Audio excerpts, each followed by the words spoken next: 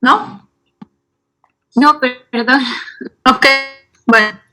Entonces estábamos diciendo que vamos a continuar con el tema que iniciamos ayer, ¿verdad? La doctora Mejía ya dio la clase en la primera parte de proteínas, ¿sí? Vimos en general propiedades, características, ¿verdad? Y hablamos bastante de los tipos de aminoácidos que existen, los que conforman a las proteínas, cuáles son los polares, no polares, los azufrados, los especiales, ¿verdad? Etcétera. Y los que tienen carga, los que no tienen carga, etcétera.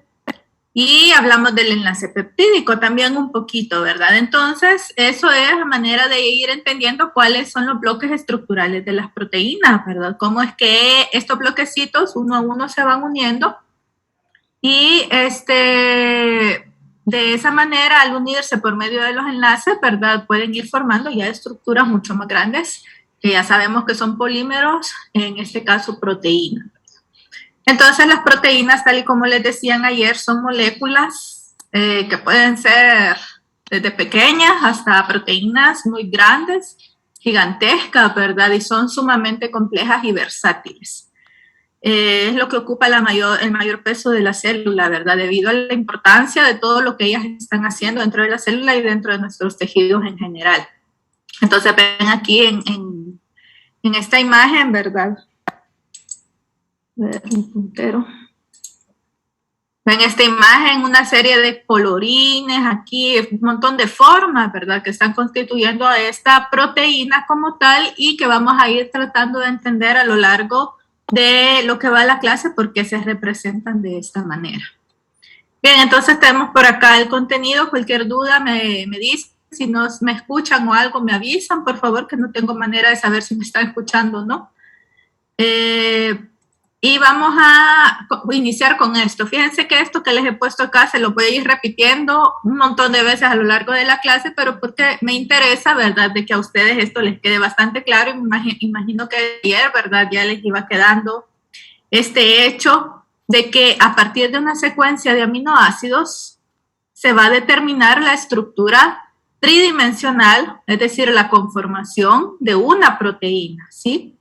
¿Qué va a estar determinando la conformación o la estructura tridimensional de una proteína? Pues la secuencia de aminoácidos que va a tener, el orden de cada uno de esos aminoácidos que se van a ir poniendo, colocando uno a uno para formar una proteína.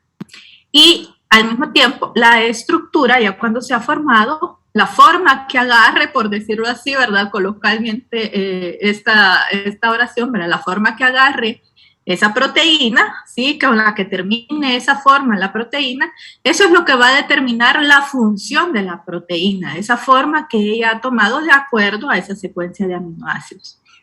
Entonces, de una manera mucho más elegante, ¿verdad? Tenemos esta frase que dice, la conformación de cada proteína es única y encierra el secreto de su función, ¿verdad? Todos los tipos de proteínas, ¿verdad? Si tenemos por ahí, por ejemplo, exocinasas, que las vamos a hablar un montón, esas enzimas, son enzimas en este caso, ¿verdad? Las exocinasas. Nosotros vamos a ver que las exocinasas tienen su propia forma, ¿verdad? Su propia forma, y precisamente esa forma, esa conformación, es lo que le va a dar el hecho de que funcione de una manera determinada. Entonces, para hablar en general, la conformación de moléculas, así hablando en general, no solamente o no solo exclusivamente hablando de proteínas, con eso nos vamos a referir a la estructura tridimensional, ya lo dijimos, ¿verdad? La conformación es la estructura tridimensional.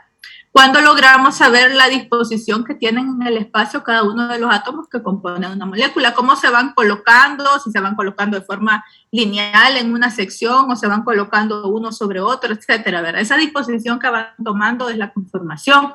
Eso nos va a dar, ¿verdad?, una serie de formas de todas las moléculas que existen en nuestro organismo, sumamente variable, ¿verdad? Vean aquí toda la posición de todos estos átomos, aquí hay azufres, aquí hay oxígeno, ¿verdad? Sabemos que todas estas esquinitas por aquí son carbonos, aquí hay nitrógeno, entonces todos esos átomos van a ir colocándose de manera especial y van a indicar de qué forma o en qué forma va a terminar esta conformación total de la molécula, en este caso, ¿verdad? Que vemos acá en este ejemplo, una molécula en general. Ahorita no estamos hablando específicamente de proteínas, pero lógicamente las proteínas son unas moléculas y se apega, ¿verdad?, a esto.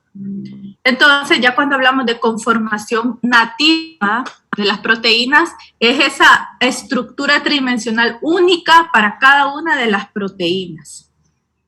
Es lo que tenemos acá. La disposición única que tienen en el espacio cada uno de los átomos que están contenidos en una proteína en particular. Y esto le va a permitir tener las siguientes características, ¿verdad? Esa conformación nativa, con esa conformación nativa, el plegamiento es más estable. Ellas han adquirido esa forma porque energéticamente hablando, esa estabilidad es muy grande para ellas. Si se pusieran de alguna otra manera, se agarraran de alguna otra forma, pues no serían muy estables y empezarían a reaccionar de maneras con otras moléculas que están alrededor, de maneras que podrían ser incluso peligrosas para los otros componentes de la célula. Entonces ellas tienen que adquirir una forma estable, ¿verdad? Eso no quiere decir que estas moléculas van a tomar esa forma y es como una caja que ya, ¿verdad?, no se puede mover ni nada, ¿no?, ¿verdad? Ellas de alguna manera van a hacer unos pequeños movimientos que son microscópicos, ¿verdad? Lógicamente no se pueden apreciar tan definidamente, pero sí tienen flexibilidad las proteínas. Por eso acá se les indica que aunque su plegamiento es estable, no quiere decir que eso sea rígido.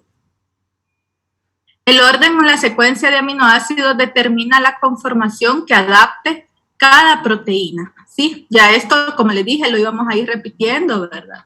La secuencia de aminoácidos determina la conformación, determina la estructura tridimensional de la proteína y esa estructura que ha sido determinada por la secuencia, al final la estructura va a determinar la función de la proteína, ¿ok? Por eso dice aquí la función específica es dada por su conformación nativa. Entonces, ya viéndolo desde el punto de vista de las ciencias biomédicas, que es en lo que estamos ahorita, ¿por qué nos interesa a nosotros conocer la conformación nativa de las proteínas? Y ya dijimos que por medio de las proteínas, ¿verdad?, al conocer su estructura, es decir, al conocer su conformación nativa, entonces nosotros podemos entender, ¿el qué podemos entender, Luis Barriere? ¿El qué podemos entender al conocer la estructura de una proteína? La función que desempeña. Exacto. Entendemos la función, ¿verdad? Ya lo hemos venido repitiendo, pero como les digo, me interesa que esto nos quede bastante claro. Si nosotros conocemos esa estructura, conocemos la función. Y podemos preguntarnos, vaya, está bien, ya lo repitió un montón de veces, podemos conocer la función, pero a mí, ¿de qué me sirve conocer la función de la proteína? A mí me da igual, ¿verdad? Saber si al final aquella transporta oxígeno o lo que hace esta es participar en una reacción química, ¿verdad? O sea, no tiene mayor importancia para mí, pero realmente en el campo de las ciencias biomédicas esto es sumamente importante, conocer la función, y es por esta razón. Si nosotros comprendemos la función de las proteínas, vamos a comprender las enfermedades. Y aparte de eso, vamos a encontrar o diseñar fármacos que puedan regular la función de una proteína determinada que esté funcionando mal o que no esté funcionando, ¿verdad? Entonces, a nosotros nos tiene que quedar bastante claro que la mayoría de enfermedades que la humanidad conoce actualmente están dadas a partir de que una proteína está funcionando mal o que un procedimiento que se lleva a cabo en nuestro organismo está funcionando mal porque alguna proteína o algún conjunto de proteínas de ese proceso no están funcionando. Entonces, las proteínas con una que esté fallando ya nos puede ocasionar estragos en nuestro organismo, ¿verdad? Entonces, por eso es tan importante. Y les pongo un ejemplo, ¿sí? Acá, por ejemplo, tenemos una enfermedad genética, donde una sola proteína, yo me refiero a esa proteína en particular, ese tipo de proteína que se llama fenilcetonuria, que nosotros tenemos un montón, ¿verdad?, dentro de nuestro organismo, ¿verdad? O sea, hay un montón de copias de estas proteínas dentro de nuestro organismo, pero estas copias en particular de fenilcetonuria son malas. o no se están formando o funcionan mal. Entonces vean que por saber que esta es una enzima la que está fallando en esta enfermedad que se llama fenilcetonuria, la proteína se llama fenilalanina hidroxilasa. Por saber que esta enzima está fallando, nosotros hemos logrado conocer que genera esta enfermedad que se llama fenilcetonuria, ¿verdad? Y tiene un montón de problemas, ¿sí? Un montón de problemas que se dan desde que los niños nacen, ¿verdad? Desde los recién nacidos. Entonces vean que al conocer la estructura de esta fenilalanina hidroxilasa, al saber qué es lo que está fallando, nosotros podemos determinar qué puede estar ocurriendo en el organismo. Bien, entonces la conformación nativa de las proteínas la podemos determinar por varias técnicas que nosotros en biología molecular, ¿verdad? Más que todo no se realizan. Estas son áreas más de la física, de la biofísica, de la bioquímica, de otro tipo de áreas. Son técnicas bastante complejas, ¿verdad? Pero que son importantes porque el resultado para la biología molecular, para la genética y otras áreas de la medicina, farmacología, etcétera, los resultados van a ser importantísimos. Entonces tenemos las técnicas de cristalografía de rayos X, todas estas incluso se mencionaron, ¿verdad? Me recuerdo en el cursillo que ustedes hicieron antes de entrar a la universidad, se mencionó que existía cristalografía de rayos X que nos ayuda a determinar las estructuras tridimensionales, ¿verdad? De las moléculas, acá las proteínas, la espectroscopía por reacción magnética nuclear, la microscopía electrónica, etcétera. Estas son técnicas que nosotros utilizamos para determinarla, ¿verdad? Y que han ido ayudando a lo largo de los años de manera primero un poco primitiva, si lo podemos decir así, ¿verdad? Y hoy lógicamente de manera bastante avanzada. Vean que por medio de algunas de estas técnicas, especialmente la cristalografía de rayos X, por eso es que esta está en primer lugar, ¿verdad? Por medio de todo esto, en 1957, un científico inglés que es Sir John Kendrick pudo determinar la primera estructura de una proteína, y esa proteína fue la mioglobina. Entonces tenemos acá a Sir John Kendrick, ¿verdad?, que se especializó en eso, en determinar estructuras tridimensionales, y con su trabajo, imagínense, estamos hablando ya de más de 50 años, pero en ese tiempo todo era mucho más difícil, ¿verdad? No existía la tecnología que tenemos ahora, pero con mucho esfuerzo él empezó a estudiar todas esas posiciones de átomos, a construir modelos con alambritos, con metalitos, con palitos, ¿verdad? A construir esos modelos para poder simular las estructuras tridimensionales de las moléculas. Y vean acá que logró con plastilina, un polímero, un material similar a la plastilina, que logró establecer la estructura tridimensional de esta proteína que ya dijimos que es la mioglobina. Imagínense cómo la vemos, ¿verdad? Que él la construyó hace tantas décadas.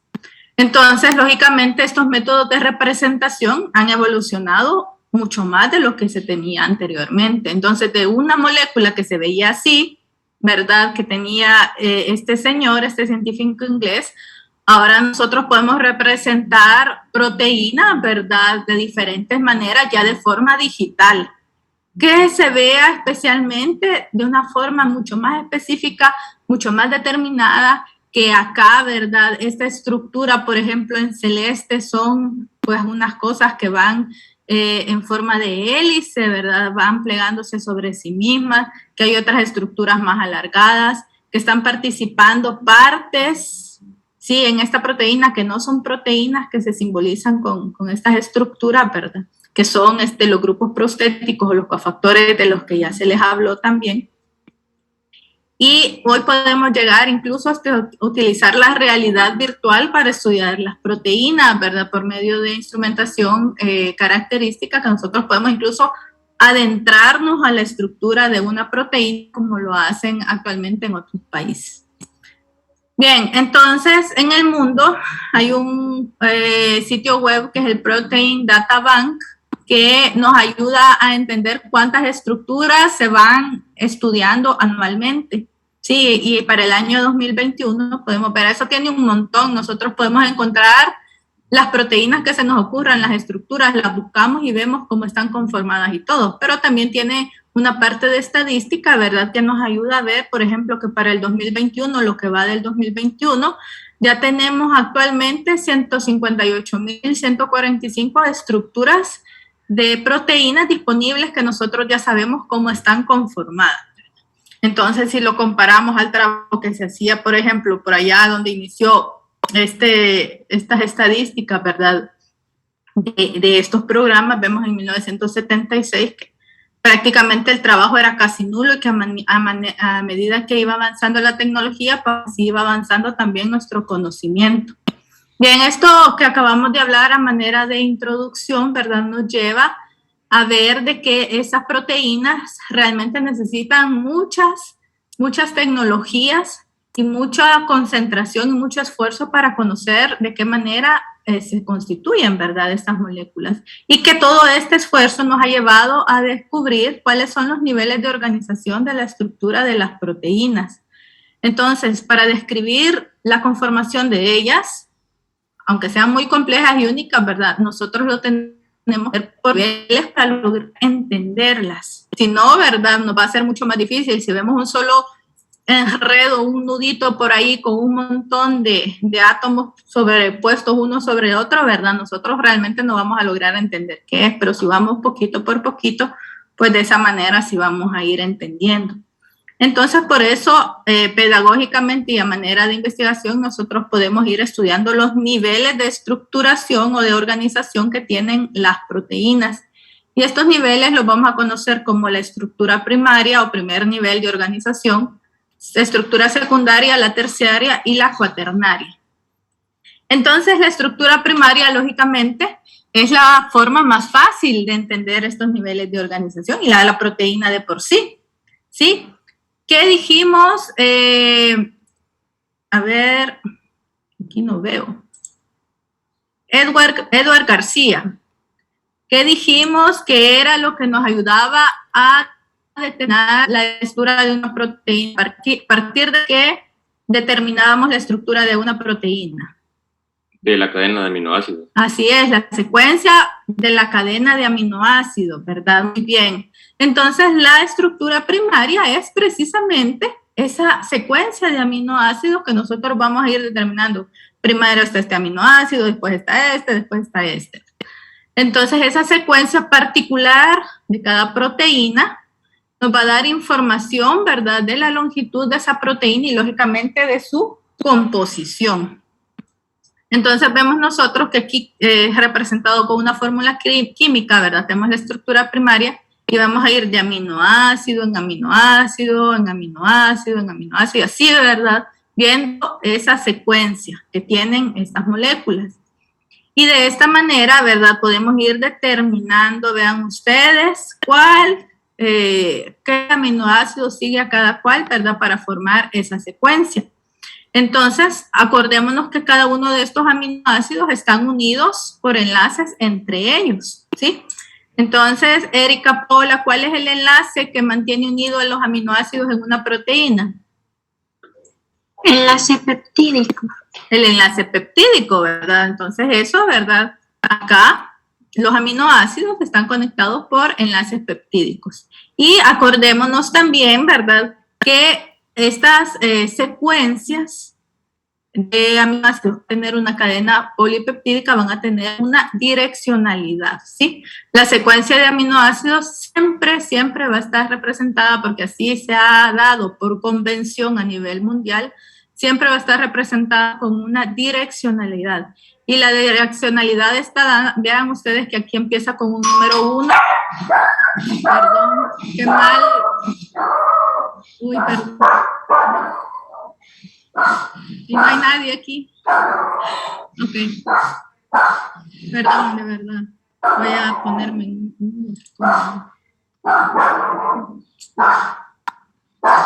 Permítanme un minutito, no estoy no.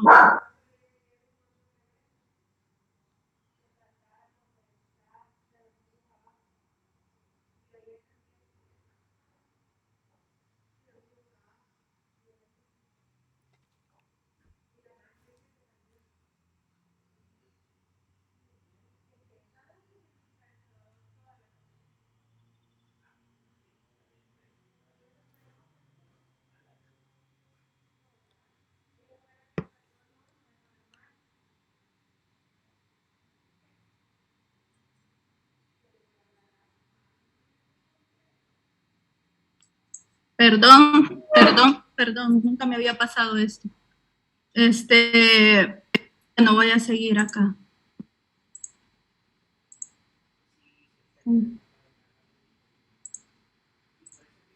Bien. Entonces vean acá que teníamos desde el número 1 y sí, de verdad, hasta todos los aminoácidos que vayan a tener una proteína, y esto empieza desde el extremo amino, así se le llama, extremo amino, ven ustedes el grupo amino acá, ¿verdad? Terminal, hasta llegar al último aminoácido con su extremo carboxilo terminal, ¿verdad? Entonces tenemos el extremo amino y el extremo carboxilo. Todas las secuencias de los aminoácidos van a tener una parte común, ¿sí? Todos los aminoácidos, ustedes ya los estudiaron desde la clase de ayer, van a tener una parte común y van a tener también una parte variable en la secuencia de aminoácidos que está en esta estructura primaria, ¿sí? Entonces, vean ustedes que acá les dice que la parte variable que va a tener esta secuencia de aminoácidos dentro de una proteína van a ser las cadenas laterales de los residuos aminoácidos, ¿ok? Es decir, ese grupo R. Ustedes ya vieron que debido a esa cadena lateral o a ese grupo R, eso va a determinar características exclusivas dentro de los aminoácidos. Si tenemos un grupo cargado en esa cadena lateral, ¿sí? Puede ser negativamente o puede ser positivamente, eso le da una característica polar, entonces tenemos ahí representado un aminoácido polar. Si en cambio en el grupo R lo que existe es un anillo fenólico o una estructura sumamente grande, ¿verdad? Y sumamente hidrocarbonada, entonces lo que nosotros vamos a ver ahí es que esa característica va a ser de hidrofobicidad, o sea que vamos a tener un aminoácido no polar, ¿verdad? Entonces cada aminoácido va a ir teniendo características únicas que le van siendo otorgadas por la parte variable, que es ese grupo R, y que nosotros lo podemos ver representado acá. Vean ustedes que la parte que no es el grupo R, ¿verdad? Dentro de los aminoácidos, donde podemos tener, ¿se recuerdan ayer que veíamos la estructura de los aminoácidos? Teníamos el carbono quiral alfa, unido al carbono quiral alfa teníamos el aminoácido, el grupo amino alfa, el grupo carboxilo alfa, teníamos un hidrógeno, ¿verdad? ¿Sí? Entonces esta parte, vean ustedes que es la parte común de toda esta secuencia de aminoácidos, ese esqueleto polipeptídico que se llama. Pero luego también a este carbono alfa quiral, ¿verdad? Se le unía la cadena lateral, el grupo R. Entonces vean ustedes que para este aminoácido, acá este grupo R tiene la característica de que hay un hidroxilo por aquí, por ejemplo, un grupo hidroxilo. Y luego el siguiente aminoácido que pasa, miren acá, es un grupo R que va a tener, ¿verdad? Un anillo fenólico, por ejemplo, ¿verdad? Va a tener un grupo R, bien por acá. Entonces eso le va a dar otra característica. Y luego vemos acá que lo que sigue es un aminoácido azufrado, ¿sí? Tiene un grupo sulfidrilo por acá. Entonces ellos son los que van a ser la parte variable de las cadenas polipeptídicas dentro de una proteína. Ahora que pregunta. ¿Sí? Diga. Entonces, el esqueleto polipeptídico lo podemos reconocer por donde inicia como la amina y luego el grupo carboxilo. Sí, ustedes van a reconocer ustedes lo que tienen que determinar más que todo, ¿verdad? Es dónde está el grupo R, la parte variable, y lo demás va a ser la parte no variable.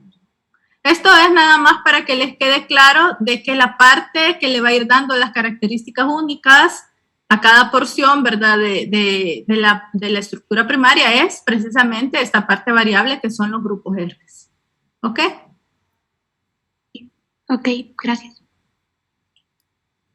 Bien, entonces, ya que existe una secuencia, que esa secuencia nosotros para conocerla incluso la tenemos que extender, ¿verdad? Tenemos que saber una secuencia lineal, cómo la podemos estudiar, sabiendo ya la secuencia de aminoácidos que existe ahí en esa cadena. Ahora lo que nosotros vamos a saber es que, dependiendo de esas características de los grupos R, si hay unos que son con cargas, si hay otros que son sin cargas, si hay otros que son no polares, Si hay otros que, por ejemplo, la prolina tiene una característica ahí especial, que, bueno, ahorita no la vamos a mencionar por el tiempo, pero da cierta inflexibilidad a la cadena, ¿verdad? Entonces, sabiendo cada uno de ellos tiene esas características, podemos saber, por ejemplo, si aquí hay un aminoácido que tiene un grupo con carga positiva y aquí uno que tiene un aminoácido con carga negativa y han quedado cerquita, pues eso va a reaccionar entre ellos, ¿verdad? Entonces puede ir formando estructuras determinadas. Así que precisamente porque hay reacciones entre ellos, puede haber reacciones entre ellos. Así que ese arreglo regular que va a ir causando, dependiendo de la secuencia de aminoácidos que vaya a tener la estructura primaria, ¿verdad? Se va dando un arreglo regular y que va a ir causando que adopte una forma determinada la cadena, ¿verdad? Y esto va a ser el resultado de la formación de puentes de hidrógeno entre los átomos de sus enlaces peptídicos, ¿sí? Ahorita vean ustedes, acá se me olvidó, pero les quería resaltar esto, que es la formación de puentes de hidrógeno. Esta es la interacción que nos va a interesar ahorita en la estructura secundaria, porque es la que precisamente va a determinar cómo se va a ir dando esa estructura secundaria. Entonces vean ustedes, acá tenemos una secuencia de aminoácidos en una cadena, ¿verdad? Aquí tenemos otra, vemos acá, ¿verdad? Que tenemos dos secuencias de aminoácidos. Entonces vean que entre ellas, ¿sí? Vemos acá estas líneas punteadas entre este átomo rojito oxígeno y este hidrógeno, ¿verdad? Vemos unas líneas punteadas. Y esto van a ser siempre una forma de reconocer que aquí hay puentes de hidrógeno, ¿sí? Entonces los puentes de hidrógeno me van a ir determinando estas estructuras. Entonces ahora les hago una pregunta. Si estamos hablando que los puentes de hidrógeno me permiten ese arreglo regular que contienen las estructuras secundarias dentro de la proteína, ¿será que acá están involucradas, según lo que ustedes están viendo en esta estructura acá? Vean a dónde están los puentes de hidrógeno. ¿Será que están involucradas entonces las partes variables de las proteínas? La parte variable de esa secuencia de aminoácidos estará involucrada dentro de esta formación de puentes de hidrógeno en la estructura secundaria. ¿Alguien me puede decir? ¿Algún voluntario? No están involucrados. Exacto, ¿verdad? Muy bien. No están involucradas. Ya sabemos que la parte variable de las proteínas son las cadenas laterales o grupos R. Y vean ustedes que los grupos R están por acá bien lejos, ¿verdad? Entonces, ya viendo una imagen, esto nos va ayudando a ir analizando imágenes, ¿verdad? Ya viendo la imagen, aquí no están involucradas estas partes variables. Lo que está involucrada, vean ustedes, son estos átomos dentro del esqueleto polipeptídico y específicamente son los átomos del enlace que están participando, perdón, acá está el enlace peptídico, son átomos que están participando dentro del enlace peptídico. Vean ustedes que en esta secuencia de aminoácidos, acá está un enlace peptídico, acá tenemos otro enlace peptídico, acá tenemos otro enlace peptídico y así. Entonces, este enlace peptídico, este átomo, junto con el de la otra secuencia que está aquí abajo, vean acá que hay otro enlace peptídico, esos átomos son los que están participando dentro de la formación de los puentes de hidrógeno. Entonces, los tipos de estructuras secundarias más frecuentemente adoptadas por las cadenas polipeptídicas van a ser de algunos tipos, ¿verdad? Específicamente, se pueden haber más, pero nosotros nos vamos a concentrar en las hélices. Sí, ese es un tipo de estructura. Y dentro de las hélices está la hélice alfa y la hélice 3-10 o 3-10. Luego tenemos las láminas beta y tenemos otras estructuras menos definidas que se llaman loops and turns, ¿ok? Entonces, acá tenemos una comparación de las hélices con respecto a las láminas beta. Y de hecho, ¿verdad? Esta que teníamos aquí es una lámina beta. Vean ustedes que parece una lámina que como que es abanico, ¿verdad? Que ha sido doblada como que es abanico. Entonces, esa es una característica de láminas beta. Entonces la podemos ver acá, la hélice, vean ustedes precisamente la forma y una lámina que está plegada, ¿verdad? Así como los abanicos, son las láminas beta. Entonces las hélices fueron el primer patrón de plegamiento que se descubrió, de hecho allá, ¿verdad? Con los estudios, por ejemplo, que empezó a estudiar Sir John Kendrew, empezó ahí algunos pininos dio, ¿verdad? Y luego vinieron otros científicos como Pauling y Corey y empezaron, ¿verdad?, a descubrir mucho más sobre estos patrones de plegamiento y lo primero que dijeron, pues este plegamiento es una hélice, ¿verdad? Porque es algo que está enrollado sobre sí mismo, plegado sobre sí mismo. Entonces la cadena polipeptídica gira, vean ustedes, sobre sí misma. Y vemos acá otra característica. Acá tenemos este giramiento del que se está hablando, pero esto es el giramiento sobre el esqueleto polipeptídico, pero acá tenemos grupos químicos que están sobresaliendo sobre las hélices que se están formando, ¿verdad? Entonces esos son los grupos R de los aminoácidos. Las cadenas laterales siempre se van a proyectar hacia afuera de las hélices. Entonces, vean que el esqueleto, la parte no variable de la secuencia, es la que va a permanecer enrollada, ¿verdad? Va a dar esa forma de hélice, ¿sí? Y los grupos laterales, lógicamente, se van a extender hacia afuera. Dentro de las hélices ya habíamos dicho que hay, las que vamos a ver hay más, pero las que vamos a ver son la hélice alfa, se forma un giro, dice, completo, estos giros, ¿sí? Se van formando las hélices, van a ser cada 3.6 aminoácidos. Eso quiere decir casi cada 4 aminoácidos. Nosotros vamos a ir viendo que va dando vuelta esa cadena, ¿verdad? Esa cadena polipeptídica. Acordémonos que esta es la secuencia de aminoácidos, la estructura primaria que ha empezado a enrollarse sobre sí misma, ¿verdad? Y para formar una estructura secundaria.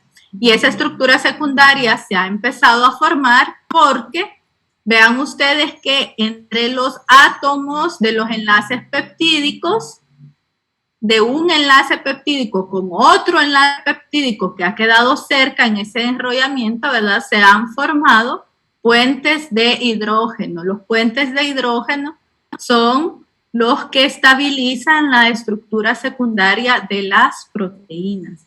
Entonces el puente de hidrógeno se está formando en un residuo inicial, ¿verdad? Con el que se forma, por ejemplo, este tiene que seguir 3.6 aminoácidos casi, ¿verdad?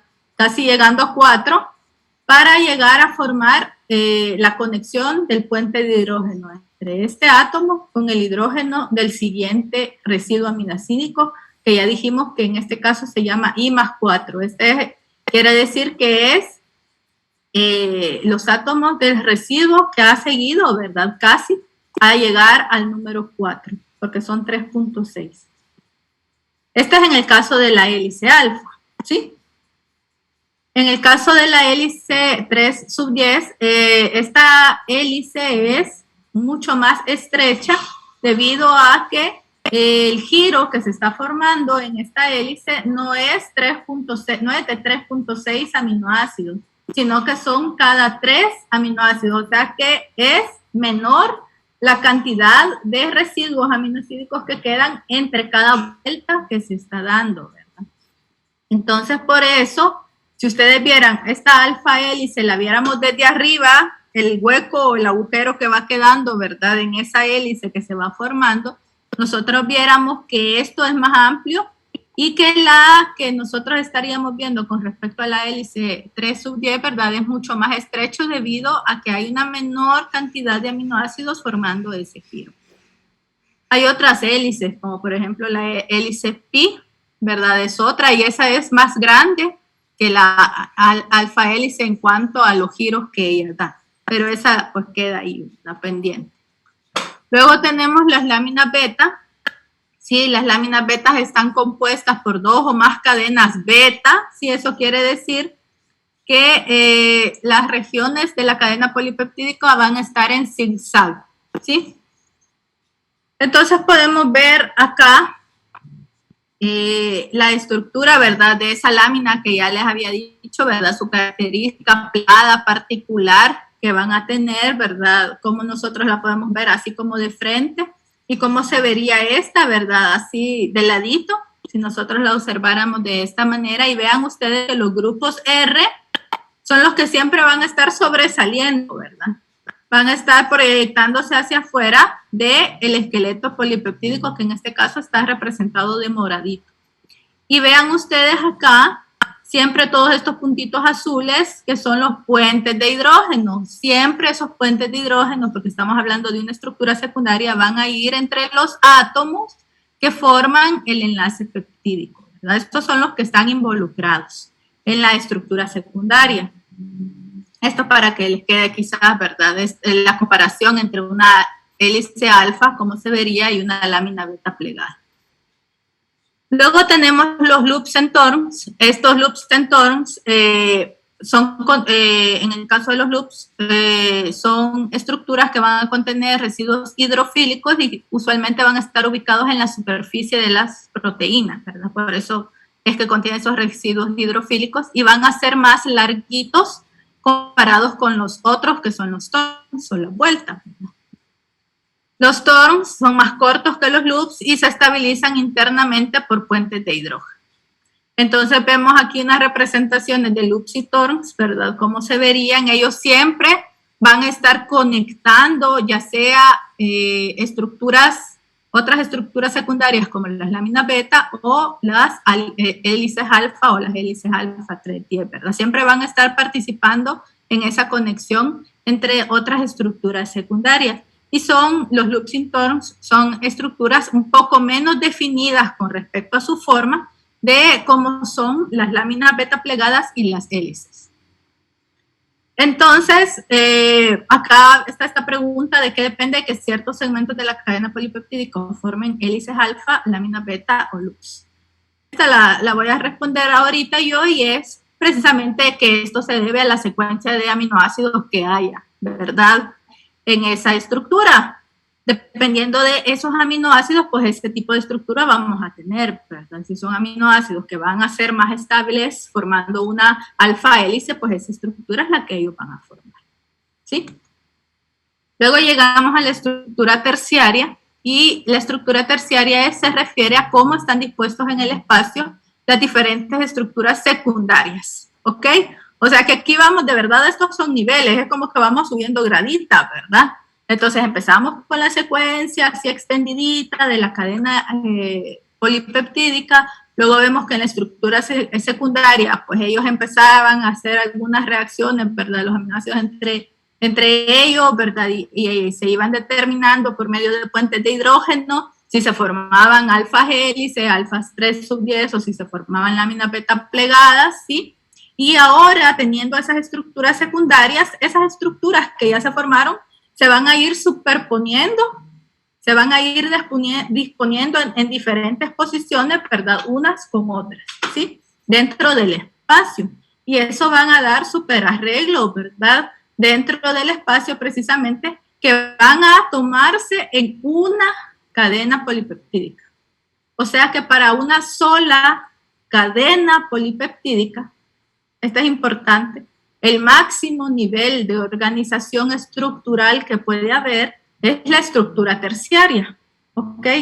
Una sola cadena polipeptídica no puede tener una estructura cuaternaria.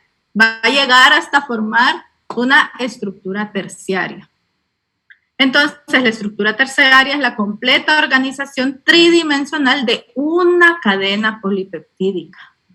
Que podemos ver, ¿verdad? Acá podemos ver que una estructura terciaria en una misma cadena polipeptídica pueden haber, por ejemplo, alfa hélices en rojo, dice acá, ¿verdad? Alfa hélices en rojo. Y vemos acá que las láminas beta plegadas siempre están representadas con estas flechas gruesas, ¿sí? Entonces, estas son en verde. Dentro de la misma cadena polipeptídica pueden existir diferentes estructuras secundarias, que es una estructura terciaria. Y vean que hay loops y hay turns que están representados en gris, ¿ok? E incluso nos dicen que hay otras estructuras que son los cofactores. Ustedes saben que que esos cofactores son moléculas, ¿verdad?, que de origen no proteico que se unen a la cadena polipeptídica para destacar una función dentro de una proteína. Entonces, vean ustedes acá que tenemos una estructura, ¿verdad?, de una cadena polipeptídica, ¿sí?, que se ha ido plegando sobre ella. Aquí hay loops, vean ustedes un loops, acá un loop, perdón, acá hay alfa hélices, o sea, acá lo que tenemos es una estructura secundaria, ya una estructura secundaria que sabemos que está estabilizada por puentes de hidrógeno que están interactuando dentro del esqueleto polipeptídico, ¿sí? Ahora, vean acá que para estabilizar la estructura terciaria hay otras interacciones químicas que están sucediendo, ¿sí? Entonces, ¿quién me podría decir cuál es esta interacción química que está señalada acá? Pueden elegir entre estos 4. Vean que hay puentes disulfuro, puentes salinos, puentes de hidrógeno, hay interacciones hidrofóbicas. Entonces, ¿cuál creen que es? Puente de hidrógeno. Puente de hidrógeno. Muy bien, ¿verdad? Muy bien. Es un puente de hidrógeno. Vean ustedes el hidrógeno, lógicamente, participando acá con un oxígeno, un átomo electronegativo. Y tenemos las líneas punteadas, ¿verdad?, que los representan, que ya lo dijimos. Pero también, ¿verdad?, tenemos por acá hay otro puente de hidrógeno, ¿verdad? Pero vean ustedes acá estos anillitos. Este es un aminoácido y este es otro aminoácido, ¿ok? Vean estos anillitos interactuando entre ellos. ¿Qué tipo de interacción tendremos acá? Entre estos anillitos. Hidrofóbica. Una interacción hidrofóbica, muy bien. Y si nosotros tenemos acá estos azufres, están interactuando uno de un aminoácido con otro de otro aminoácido, ¿qué tendríamos por ahí? Puente disulfuro. Puentes disulfuro, ¿verdad? Muy bien. Y los puentes salinos, pues los puentes salinos nos referimos a puentes iónicos. Media vez hayan moléculas cargadas, ¿verdad? Hayan iones, ¿sí? Como por acá hay un NH3, un amino, ¿verdad?, cargado, está haciendo interacción, ¿verdad?, con este grupo carboxilo negativo, ¿verdad?, negativo con positivo. Entonces aquí está formado un puente salino, ¿ok? Los puentes salinos, también llamados puentes iónicos, ¿verdad?, precisamente porque hay interacción entre cargas. Entonces, vean que en la estructura terciaria no solo hay hidrógeno como en la estructura secundaria. Hay otras interacciones químicas que están ocurriendo para estabilizar toda la estructura y además hay otro detalle importante. En la estructura secundaria, los puentes de hidrógeno ocurrían entre los átomos de los enlaces peptídicos. Acá, en la estructura secundaria, todas estas interacciones están ocurriendo con las cadenas laterales, ¿ok? Con los grupos R, no con los enlaces peptídicos, que está ocurriendo con los R, ¿ok? Por eso es que pueden haber más tipos de interacciones químicas. Y la estructura cuaternaria, ya, ¿verdad? Dijimos que la terciaria era hasta lo máximo que podía llegar una sola cadena polipeptídica. Pero ¿qué pasa cuando una proteína, porque una sola proteína puede tener más de una cadena polipeptídica? Hay proteínas que tienen 2 cadenas polipeptídicas, hay otras que tienen 3, hay otras que tienen 4 cadenas polipeptídicas. ¿Qué pasa con estas proteínas? Pues estas proteínas pueden llegar a tener una estructura cuaternaria, porque son las disposiciones que van a adoptar en el espacio las proteínas que tienen más de 2 cadenas polipeptídicas y van a estar asociadas entre ellas por interacciones débiles, como habíamos visto que ocurre en la estructura terciaria. En la estructura terciaria, quizá voy a regresar ahorita, vean que todas estas interacciones, los puentes de hidrógeno, los salinos y las interacciones hidrofóbicas son interacciones débiles, o sea, son interacciones no covalentes, a excepción de los puentes disulfuros que sí son enlaces covalentes, ¿ok? Son interacciones un poco más fuertes. Entonces, en una estructura cuaternaria también van a existir interacciones débiles, como las que veíamos en la estructura terciaria, y también va a haber formación de puentes disulfuro. Lo mismo que en una estructura terciaria. Entonces, en una tiene una cadena, cada cadena recibe el nombre de protómero, monómero o subunidad. Y las subunidades pueden ser iguales o diferentes. ¿Sí? Pueden repetirse el mismo tipo de cadena o pueden ser diferentes. Le permite a las proteínas desempeñar funciones más complejas de lo que estaría haciendo una proteína que tiene una sola cadena polipeptídica. Entonces, las interacciones ya las dijimos, ¿verdad? Son los mismos tipos de la estructura terciaria. Y vean ustedes acá, por ejemplo, a una hemoglobina. Esta es una proteína, ¿verdad? Ustedes yo creo que ya la tienen que haber oído hablar, ¿verdad? La proteína que nos ayuda a transportar el oxígeno en la sangre, ¿verdad? Pero también tiene otras funciones, no solo es. Vean que tiene 4 cadenas polipeptídicas, globulares cada una, y que se han unido entre ellas por medio de todas estas interacciones que ya hemos hablado, ¿verdad? Y esto le permite precisamente hacer una serie de funciones bastante complejas. Entonces, los factores que están interviniendo en cómo se van a plegar esas proteínas van a ser pues de diferentes tipos. Nosotros nos vamos a enfocar en 2. Primero, en el medio en el que se van a encontrar esas proteínas. Si yo tengo un medio que lógicamente es el medio de nuestras células, acuoso, dependiendo de la secuencia de aminoácidos que vaya a tener, ¿verdad? Esa cadena polipeptídica, usualmente, lo más común, usualmente van a tomar una forma globular. Y lo que va a pasar es que los residuos de aminoácidos hidrofílicos van a quedar expuestos al medio acuoso, pero todos los de tipo hidrofóbico, los residuos aminoácidos, van a quedar en el interior de esa forma globular que esa proteína ha adquirido en su plegamiento. Entonces vean que el medio de nuestras células es importante, es un medio acuoso que ocasiona que la mayoría de proteínas que nosotros tenemos adquieran esta forma. Hay otras proteínas de diferentes formas, sí, las fibrosas, ¿verdad? Como el colágeno, pero esas van a tener otro medio en el que van a estar, por ejemplo, el colágeno, ¿verdad? No es una proteína que se va a mantener dentro de nuestras células, sino que va a mantener en una estructura que se llama matriz extracelular que le da otras características. Pero usualmente nuestras proteínas van a presentarse de esa manera, precisamente el medio en el que se encuentran. Pero sucede que a veces este plegamiento por ella solita, la proteína no lo logra completar tan rápido como se desearía, ¿verdad? Si no se hace tan rápido ese plegamiento, puede existir el peligro de que la proteína, cuando todavía está extendida, empiece a reaccionar con algo que esté alrededor y ocasione problemas de toxicidad dentro de la célula. Entonces, nosotros queremos que esta proteína nomás se termine de formar y sufra ciertas modificaciones que tienen que sufrir las proteínas, ella se pliegue. Entonces, para eso ayudan otras proteínas que se llaman chaperonas moleculares.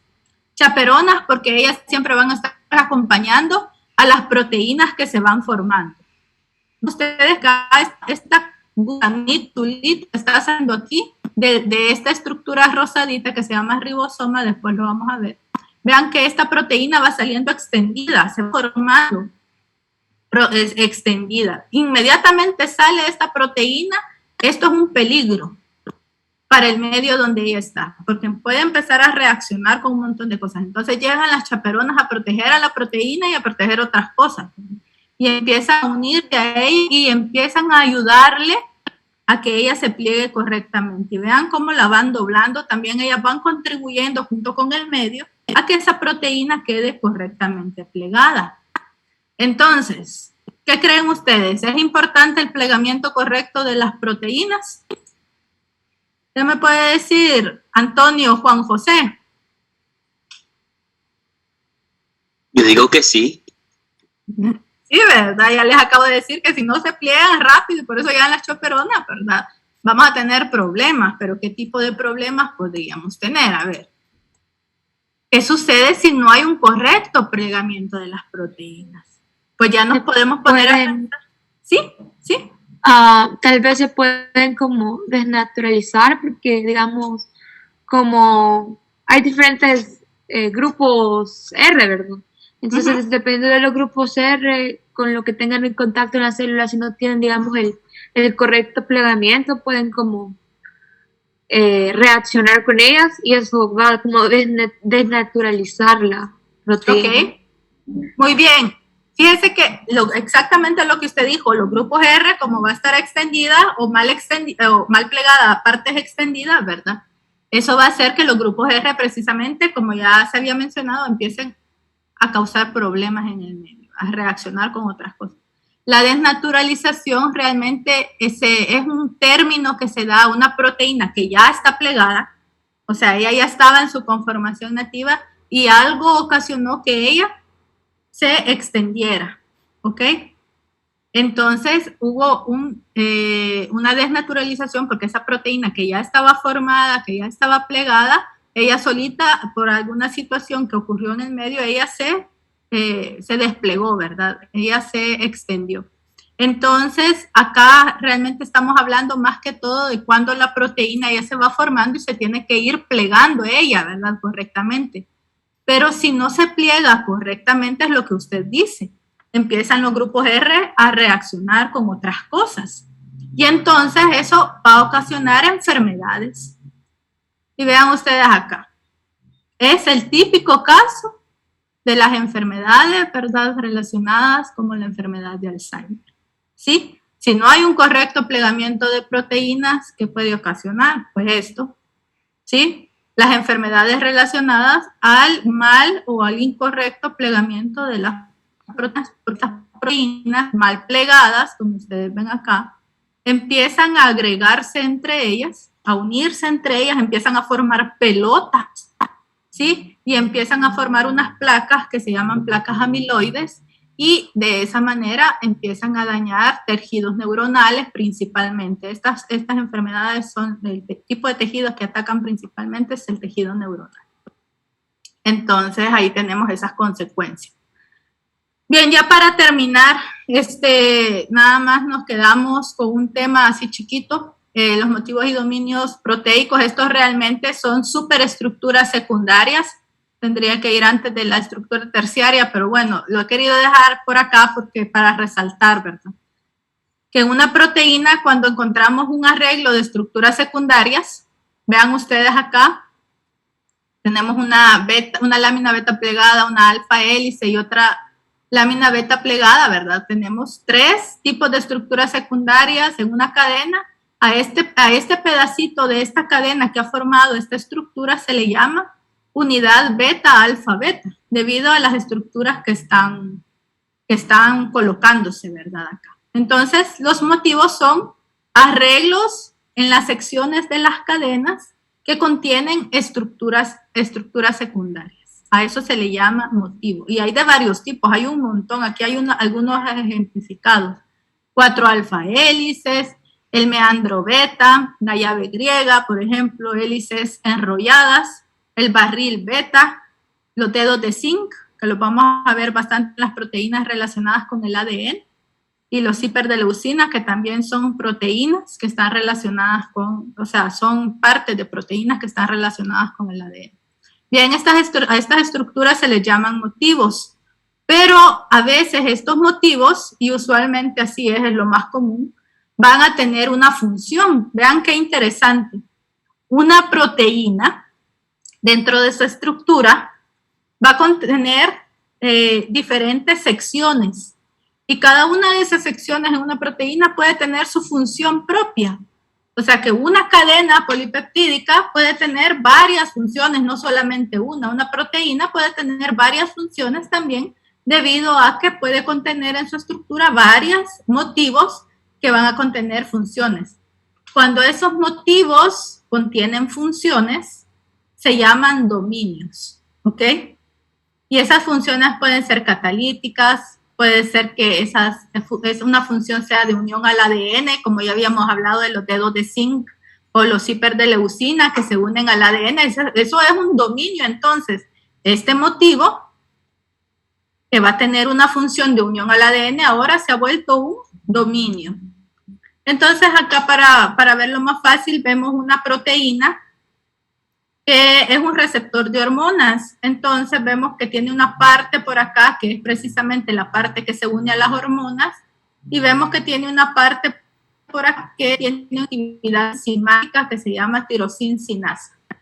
Entonces, la misma proteína va a contener este dominio, o sea que va a tener estas funciones, la misma proteína. A eso se refiere. Bien, yo para esta clase les voy a subir un documento de apoyo para que ustedes terminen de estudiar ahí tal vez ciertos términos o alguna situación que no les quedó tiempo de anotar o algo, ¿verdad? Que yo he ido diciendo, pues ojalá ese documento les ayude para ir completando lo que tienen que ir estudiando. Si